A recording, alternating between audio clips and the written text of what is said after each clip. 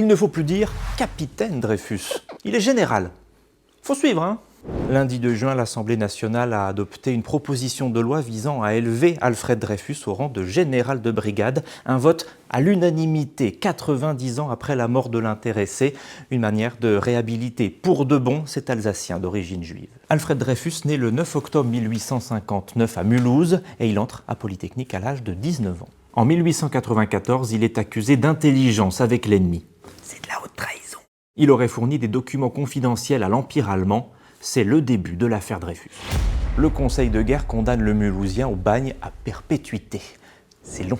C'est la descente aux enfers pour le capitaine. Il est dégradé et envoyé sur l'île du Diable, en Guyane. Mais Alfred Dreyfus est innocent, victime d'un complot fomenté par des officiers supérieurs qui utilisent ses origines juives pour l'accuser. En cette fin de 19e siècle, la Troisième République connaît une montée du nationalisme et de l'antisémitisme.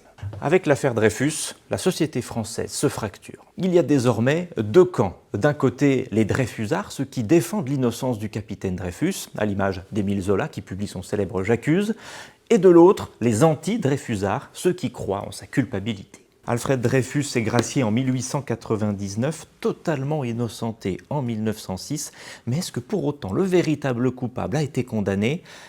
C'est non. Le commandant Esterhazy, vers qui les preuves convergeaient, a été acquitté.